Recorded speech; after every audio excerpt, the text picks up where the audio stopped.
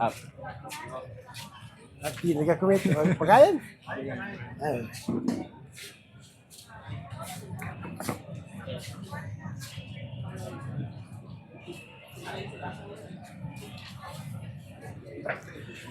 A'udzu billahi minasyaitonir rajim. Bismillahirrahmanirrahim. Alhamdulillahi rabbil alamin. Wassalatu wassalamu ala asrafil anbiya'i wal mursalin wa ala alihi wa ahsabihi ajmain amma ba'd. Assalamualaikum warahmatullahi taala wabarakatuh. Una sa lahat, nagpapasalamat ako sa Allah Subhanahu wa Ta'ala dahil hanggang ngayon yung buhay na pinahiram sa akin ay hindi pa kinuha. Kanina may kinuha naman ang buhay bago ako pumunta dito. Sana papasukin ng Allah sa paraiso. Alhamdulillah, first time ko ito. Palagi akong pupunta sa Saudi pero walang ganito. First time din na ako'y nakaupo na nagle-lecture na parang nasa barko ako na di pwede kay baka matumba ako. So alhamdulillah, katulad ng sinabi ng yung MC natin, huwag kayong mag-alala kay pagkatapos nito, magbigay kami ng mga tanong sa inyo at may premyo. May premyo. Kung halimbawa gusto nyo mag-HADS, sumama kayo sa akin, premium nyo, mayroon kayong deduction, may discount. Tandaan ninyo. Lahat yung nandito, sabihin lang sa akin, nandun ako time na nag-lecture ka. Kaya siguradong may discount ka, inshallah. Kasi napakaganda yung mga taong maaga pa pumunta na sa Makkah, yung ipatupad yung Wahal Gaybay Timanista Taylay Sabila, dahil yung mga rituals na pinag-utos ng Allah Subhanahu wa Ta'ala, magampanan niya ng maayos. So, alhamdulillah sa mga nanonood, dahil alam ko live ito sa ibang sulok ng mundo, especially sa Saudi Arabia, maraming nanonood dahil itong Al-Hidayah TV, paborito nila dahil doon sa Saturday na lecture namin. So, magpapasalamat din tayo sa ating buting mayor, alhamdulillah si Yorme, na pinahintulutan itong ganitong mga trade fair. Alhamdulillah, so ibig sabihin may development sa Cotabato City para sa lahat talaga yung kanyang hangad. So, alhamdulillah, walang binigay na topic sa akin, pero gagawin ko na lang halo-halo para masarap. So, alam natin na pag umaga, hindi tayo kumakain. So, yung spiritual naman. Pag gabi naman, hindi naman ibig sabihin na lahat kainin mo kasi babawi ka. Ang fasting, ito'y ibada. Maraming mali na ginagawa ng tao sa Ramadan na dapat i-rectify, i-correct natin. May mga tao na mga alauna pa ay kumakain na para makatulog daw ng mahimbing mahaba-haba. So, isang mali yun. Kasi ang sabi ng Prophet Muhammad SAW, mag-suhur kayo, ibig sabihin, kakain kayo ng pagkain sa madaling araw dahil may blessing. Ang pinakamaganda na pagsuhur ay yung malapit na yung adhan. Kasi yung katamtaman lang na pagkain para hindi yung tiyan mo, manibago. So, yun ang pinaka-the best na pag kumain ka, yung malapit na kasi ngayon, ang pagtigil sa pagkain ay 4:46 o 47. So hanggang 4:45, pwede ka pa kumain. Hindi yung 2:00 pa, kumakain ka na. So siguradong gugutumin ka niyan. At at the same time, yung essence na sinabi ng Prophet Muhammad SAW na may blessing sa suhur. Na ang turo niya, yung madali ng magadan. Hindi yung alauna, kasi kung alauna, dinner pa yan. Hindi pa yan pang suhor. So, iwasan natin yan. Ang pangalawa, ang nakakalimutan natin, sa fasting na ito, riniremind ko, may alam na pero yung hindi nakakaalam. Bago mag-iftar, bago ka kakain, dapat magdua ka diyan. Ibig sabihin, humingi ka sa Allah subhanahu wa ta'ala ng kahit ano. Gamitin mo yung language mo. Kung halimbawa, Tagalog, Ilocano, Maguindanao, Maranao, Chinese, kung marunong ka ng Inchik, Kanching wag kutumbong hautay, whatsoever. Ang importante diyan ay humingi ka kasi bakit? Yan yung hindi rinireject ng Allah subhanahu wa ta'ala. Ano man yung hiningin mo, walang barrel yan. Ibig sabihin, walang pagitan between you and Allah subhanahu wa ta'ala. Si Prophet Musa alayhi salam, meron pang 70,000 na barrel. Every time nag-uusap sila ng Allah subhanahu wa ta'ala. Ito walang barrel. Pagkatapos doon, magdua ka rin na alhamdulillah, yung thirst mo, naibsan na, tapos mga veins mo, na moisture na, at sigurado na yung reward, inshallah, na paraiso. Ngayon, maraming mga tao na nagtataka na yung pagpapasting ay bago. Itong pagpapasting, hindi ito bago. Inutos ito ng Allah subhanahu wa ta'ala noon pa man, time ni Musa alayhi salam. Nasa Exodus chapter 38 verse 24. Si Prophet Musa alayhi salam nagpasting ng 40 days and 40 nights.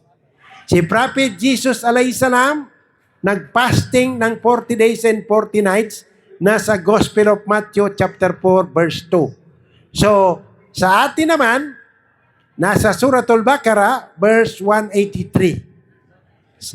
Ibinibagutos ng Allah ito para magkaroon ng self-control. Ito yung number one, bakit tayo pinapapasting. Lahat ng mga masama na gawin, i-control mo ngayon. At the same time, napakaganda na araw itong month na ito dahil dito ibinigay ng Allah subhanahu wa ta'ala ang Quran. Alam na ninyo ito, pero i-reminder lang ito. Kasi ang Islam, ad-dinun nasiya. Reminders lang. Reminders sa mga taong nagikinig at mu'min, yung naniniwala. Ya ayyuhallazina amanu, kutiba alaykumus siyama, kama kutiba alallazina min qablikum la'allakum tattaqun. So sabi ng Allah yan yung pag-ayuno, pinagutos ng Allah, noon pa man, hindi ito bago, para magkaroon tayo ng self-control. Kung nagagalit ka, sabi mo, nagpa-fasting ako. Kung may naghahamon sa'yo, nagsuntukan, sabi na, wag, nagpa-fasting na ako. Mag-break muna ako ng fasting. Wag, biro lang. Kailangan sa fasting ganito. At the same time, maraming tao na sinasayang niya yung oras na ito, itong panahon na ito, na alhamdulillah, every once a month lang, once in a year lang ito. Kung halimbawa, hindi ito binigay ng Allah sa atin, subhanallah, wala tayong makuhang mga blessing, mga mercy, forgiveness, yung kapatawaran, kasi ito na yung time. Tingnan mo ang miracle ng Ramadan.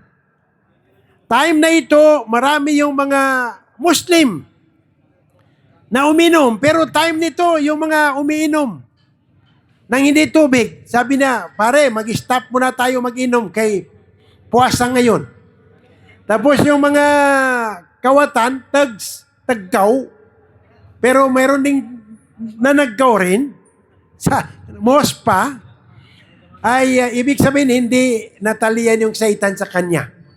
So yung mga boxer na tao, medyo may pagkakuripot, ngayon open. Nagbibigay sila. Alhamdulillah. Ito yung time na talagang maraming biyayang makuha mo, especially mayaman ka na tao. Kaya palago kong sinasabi sa muhadara na sinasadya ng mayaman na tao na hindi makapasok ng paraiso. Kasi may pera siya. Time ng Ramadan, may pera siya, pumunta siya sa Makkah, mag-umrah siya, equivalent ng Hajj. Tapos yung multiplication ng rewards. Ang rewards ng taong nagpa-fasting from 10 to 700 and independent. Basta ang importante na ikaw, yung pagpa-fasting mo ay very sincere sa iyo. Kasi ang sabi ng Prophet Muhammad sallallahu, pag ikaw ay nag-ayuno, na sincere ka masyado, tapos, for the sake of Allah subhanahu wa ta'ala, yung mukha mo ay ilalayo ng Allah subhanahu wa ta'ala sa Jahannam, hellfire, ng 70 years na journey ng tao. Imagine, one Ramadan. Pero meron din naman mga tao na hindi nagpa-fasting. Tandaan ninyo, pag walang valid reason na hindi ka mag-fasting, tandahan mo kahit whole of your life, mag-fasting ka, hindi yon mapalitan. Nakakalungkot din, dito sa atin, ay meron ding nagtitinda sa umaga, nagkakapiterya na mga Muslim, kumakain. Nagtatago, merong trapper, parang may construction. Hindi pala construction na pinapakain yung mga bulati. So, yun ang masakit. Kung alam lang nila yung reward ng taong nagpa-fasting, sabi ng Prophet Muhammad sallallahu alaihi wasallam, gusto niya na the whole year ay fasting na. Tingnan mo yung miracle ng fasting. Ngayon, hindi fasting, malapit ng 12 o'clock yan, kung hindi ka makakain, nanginginig ka. Pero sa fasting, subhanallah, iba. Kasi for the 11 months, itong 1 year lang yung hiningi ng Allah. Kaya tandaan ninyo, itong nagpa-fasting na tao, makukuha niya ang reward mismo sa Allah subhanahu wa ta'ala. That is the reason why merong dalawang joy. Yung kaligayahan na makukuha ng isang nagpa-fasting na tao. Ang una, the time na makabreak ng fast ay masaya siya kasi naalis yung gutom niya. The second one, which is the most important, ay yung makita niya yung Allah subhanahu wa ta'ala by your naked eyes. Tinan mo? Tapos yung amoy ng bunganga mo, yung amoy ng mouth mo ay better than the mask. Pati hurul ain, yung lustrous beautiful eyes na mga bidadalitigen ay mas grabe pa yung amoy ng iyong hininga. Pero wag mong sabihin sa kapwa mo na, tinan mo ito mabango. Pero mabaho talaga yan. Pero sa kabilang buhay itong pinag-uusapan. So, imagine, ginagawa mo ito for the sake of Allah subhanahu wa ta'ala. So, merong month ito, tinan mo ang bilis ng fasting. Ikasyam na ito. Night of Friday, ikasyam na ito. Kung halimbawa, matapos bukas, 20 days na lang, ang bilis ng panahon. Kasi, hindi ibig sabihin na mabilis. Busy kasi ang tao, kaya mabilis. So, alhamdulillah, yung mga mali sa atin, merong mga tao, halimbawa, nagluluto na hindi daw pwede i-test yung linuluto.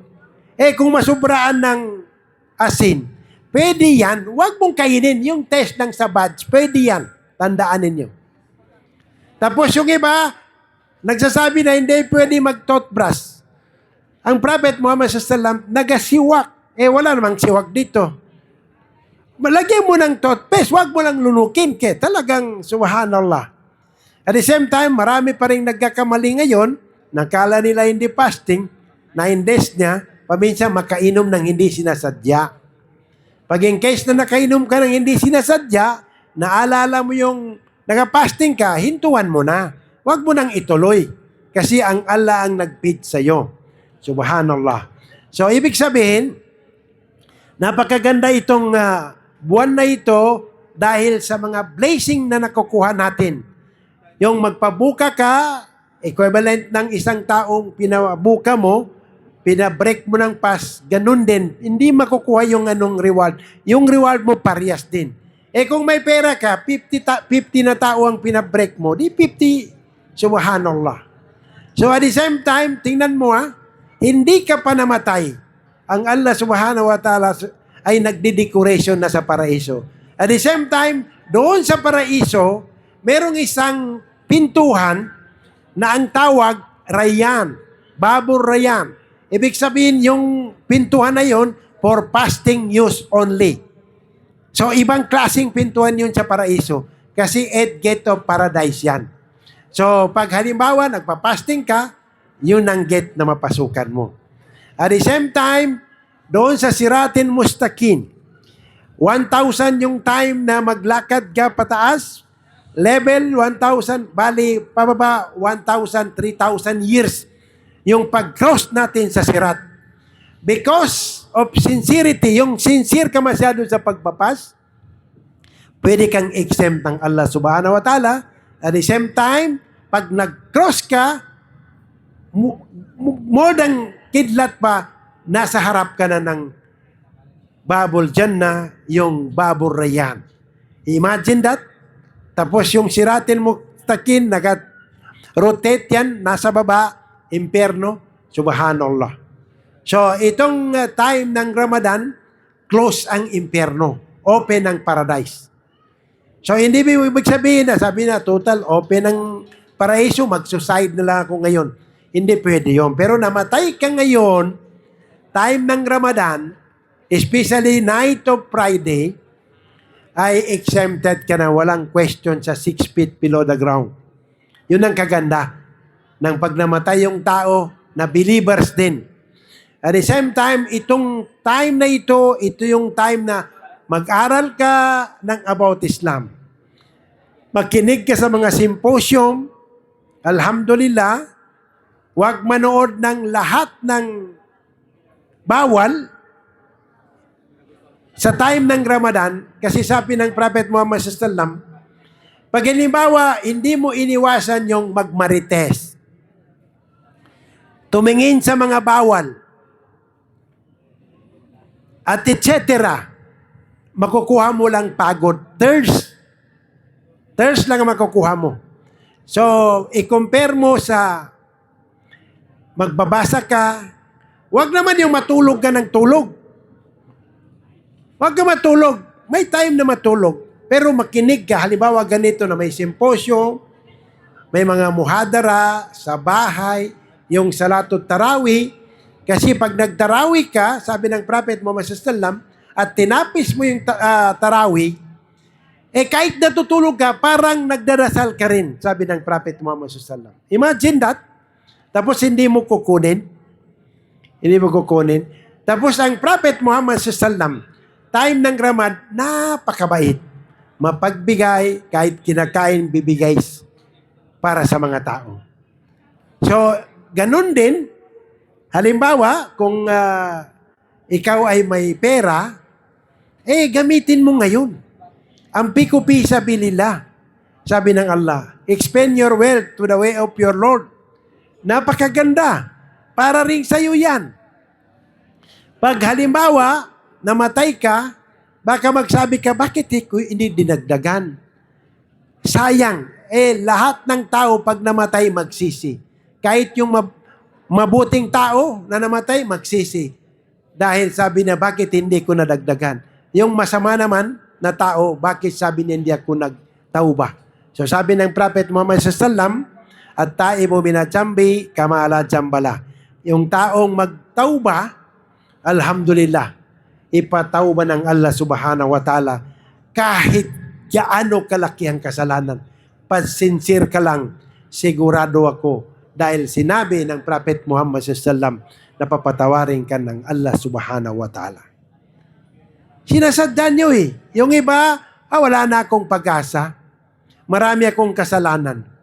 Natatandaan niyo yung taong nakapatay ng 99? At the same time, nagtauba siya, nagtanong, tinanungan niya, hindi rin marunong, inisali niya, naging 100. So, lumakad ba, nagtanong uli, sabi niya, kung totoong sincere yung pagtobat mo, pumunta ka sa lugar na ito, huwag ka na bumalik.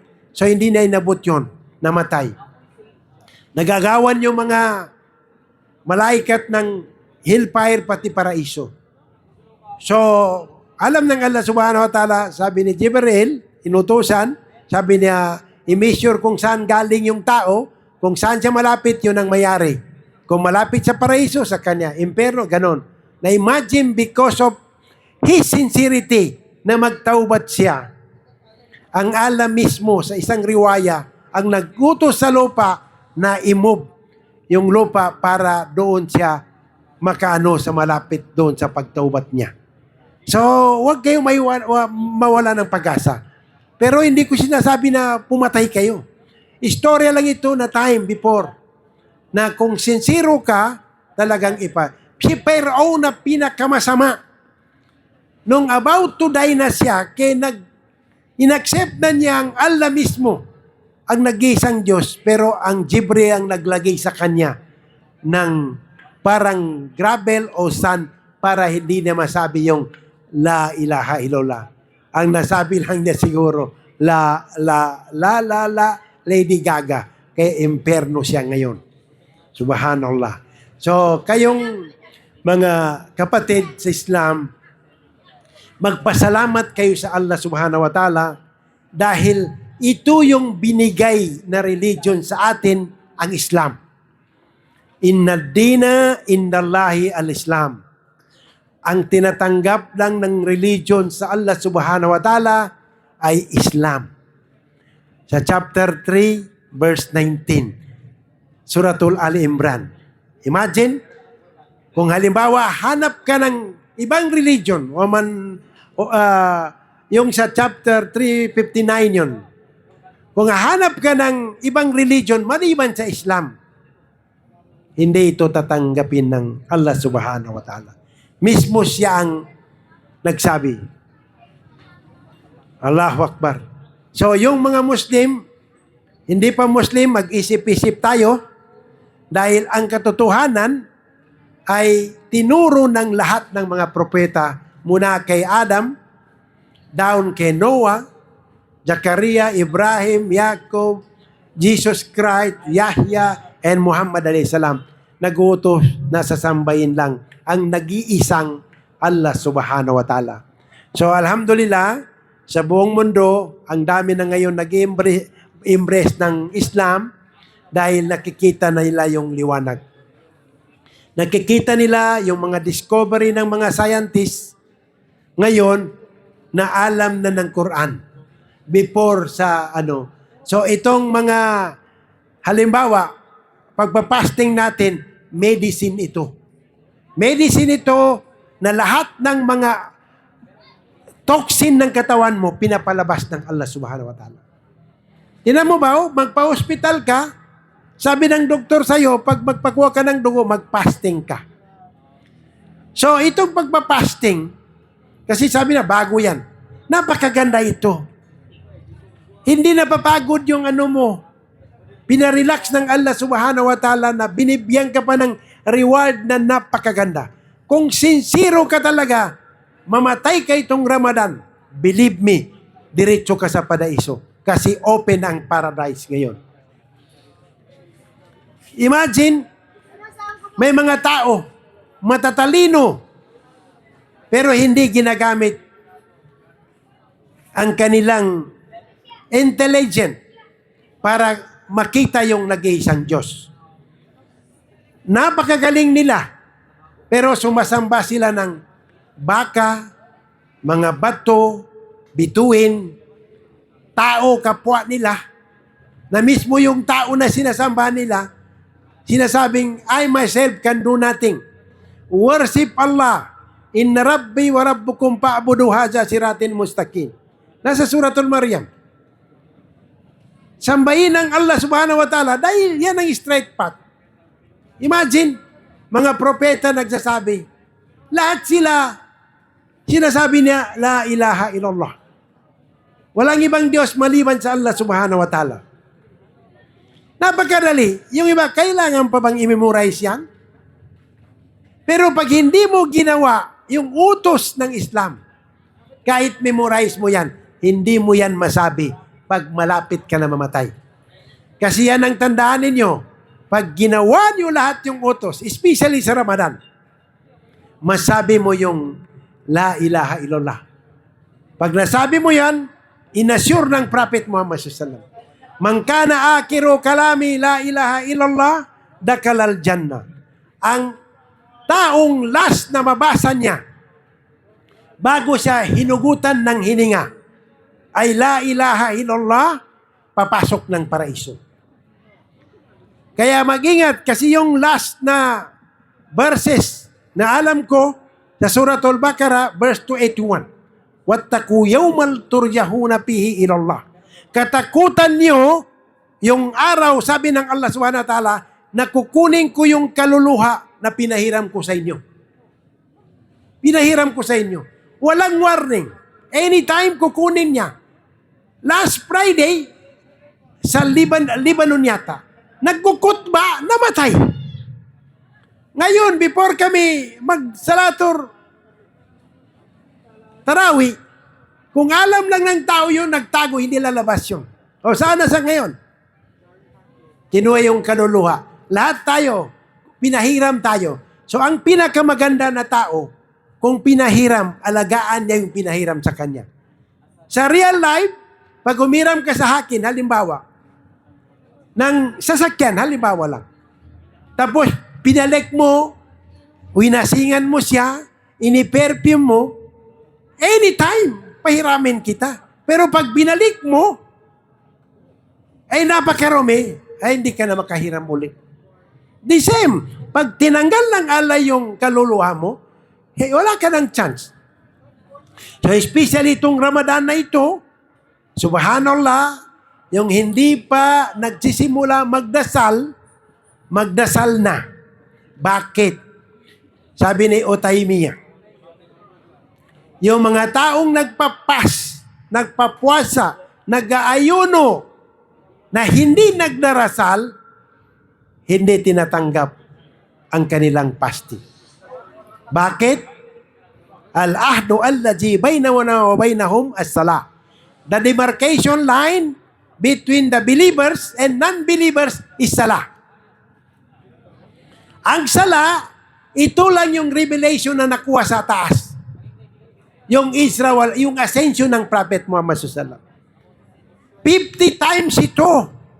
Pero inireduce ng Allah ng 5 times, pero ang reward, 50 times din. Every one prayer times 10. Imagine. At ito din yung unang mayusal alayhi almaru yawmul qiyamah as-salah. Ito rin yung unang itatanong ng Allah sa atin. Yung dasal. Pag maganda yung dasal mo, lahat ng gawain mo, i-consider ng Allah. At remember, uunahin ng Allah ang mga Muslim na hindi nagdarasal kaysa yung mga taong hindi naniniwala sa Kanya. So magsimula na ka, hindi ka marunong pumunta ka sa masjid. Sumunod ka lang. Sumunod ka lang. Kasi sayang din, ang dami ngayon na mga Muslim na nagpa-fasting. Sobra sila ka-sincere sa nagpa-fasting. Pero hindi nagdarasal. Eh kung ganun, pwede rin Christian mag-fasting. Imagine, subhanallah. Marami naman mga Muslim ngayon, sa totoo lang, nagdarasal, gumawa ng kawanggawa, nagpipray, pero napakasamang ugali. What for? Hindi ka piniprevent. Di ba? Inna salata tanha wal munkar. Ila akhir ayah. Inna salata tanhay wal munkar. Yung pagdarasal, nakaka-prevent sa'yo ng paggawa ng kasalanan.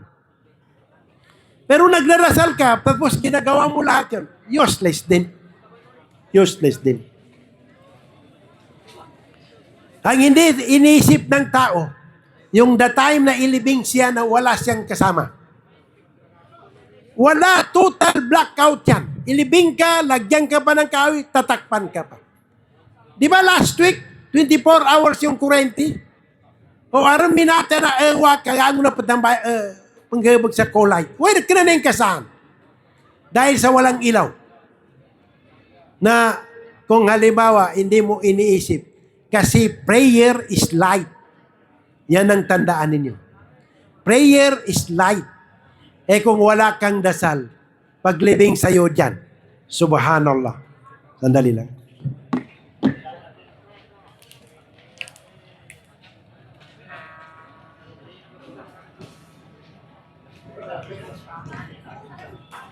So, mga kapatid, alhamdulillah, dapat itong pagkakataon na ito, huwag natin sayangin. Huwag nating sayangin dahil hindi ka nakakasigurado kung next year, maabot mo pa ito. Ipanalangin mo sa Allah subhanahu wa ta'ala na iabot ka doon. At the same time, yung pagdarasal mo, kung medyo matigas pa rin ang puso mo, panalangin mo sa Allah na lalambot.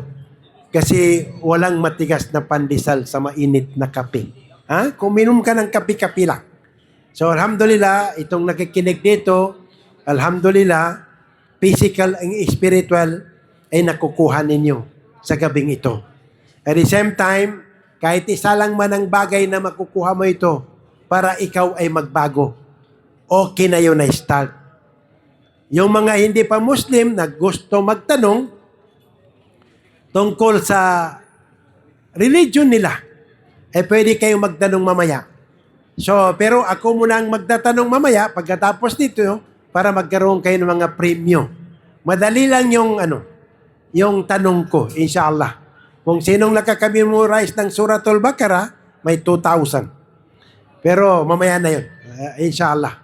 So sa muli, maraming salamat sa inyong pakikinig. Enjoy your food. At the same time, yung spiritual spirit ng yung katawan, always pakainin ninyo dahil lahat yan ay yun lang madadala pag ikaw ay binawihan ng buhay. So sa muli, Happy Mubarak, Happy Ramadan Mubarak, at panalangin natin na matapos itong Ramadan dahil hanggang March 19 yata o 20 ay magpaalam na. So sinasabi ko, ang bilis, ika-9 na ngayon, 20 na lang natira. So hindi natin mamalayan, matatapos na yan. Yung mga taong nagbabago o nagtatauma na, so, itudo na ninyo. Ito yung napakagandang panahon na magbago ka. Huwag ka mahiya. Kasi yung iba, pag pumasok sa masjid, kinukutya ng kapwa niya. Huwag niyo ganun, kayong managutsala. Nagbago yung tao, baka, subhanallah, yun yung mas grabe pa siya. Maraming mga tao, pag nagbago ng todo, subhanallah. Marami akong alam, after 5 years, nagbalik Islam, saka siya nag-straight. Pabayaan mo lang yan siya. Bigyan mo lang ng reminders, kasi ang sa'yo, reward lang naman eh. Kasi yun ang lahat ng ginagawa natin. Kaya tayo nagtatrabaho dito para sa kabilang buhay. Mas lalo na yung medyo may edad na, the nearest end, sabi nila, magtrabaho na kayo para sa kabilang buhay. Yung mga nag-retire na kasi lahat tayo magtatapos sa mundong ibabaw na ito. Ang pinakamaganda na baon sa kabila, yung takwa. Ang pagkatakot sa Allah subhanahu wa ta'ala, yung akida mo na totoo, yung straight, hindi yung akida na kidya-kidya, sabi ng Arabo, dahil Baka pagdating mo doon, iba pala yung ginawa mo na hindi pala katanggap-tanggap. Yung sa pagpapasting natin, alhamdulillah, inuulit ko, ang pinaka-the best, pagtawag ng adan, kain ka kagad, huwag mo nang extend. Kasi yung iba, abong imaulan na. Hindi yan, wala yan sa sunnah. Tapos yung iba naman, mga 20 minutes bago imsak. Sabi ni Utaymin, bid'a yan. Wala yan. May time na, kung halimbawa, nakagising ka, nagadan na, first time mo, uminom ka tubig, ubusin mo yun. Walang problema doon. Pero wag mo na pagkatapos uminom ka rin. Wag ka na mag-fasting. Okay, binigyan ka chance, tapos ganito. So, tandaan din, bukas naman, Friday, yung mga tao, sinasabit ko, ito yung concern ko, magtaubat tayo ng totoong pagtaubat. Dahil, ang Allah subhanahu wa ta'ala, open ngayon ang pagtaubat. So, pagkakataon natin ito, parang ayuda yan, maraming ayuda ngayon. Halimbawa, i-grab mo na yan. Open masyado ang Allah sa mga taong nagtatobat. Kahit ang hindi ka lang makataubat kung wala na. Pero hanggang meron ka pa dito, ina-allowed ka pa ng Allah na magtaubat. At tinan mo, ayaw ng kasalanan mo. Yung sa pagdarasal, hindi kailangan ng Allah yan. Kailangan natin. Dahil ang pagdarasal ay laban natin ito para sa kabilang buhay na madala natin. Sa muli, maraming salamat sa pakikinig. Hanggang dito na lamang at mag-question and answer tayo. Subhanakallahumma hamdik, asyhadu an la ilaha illa anta, astaghfiruka wa atubu ilaik. Assalamualaikum.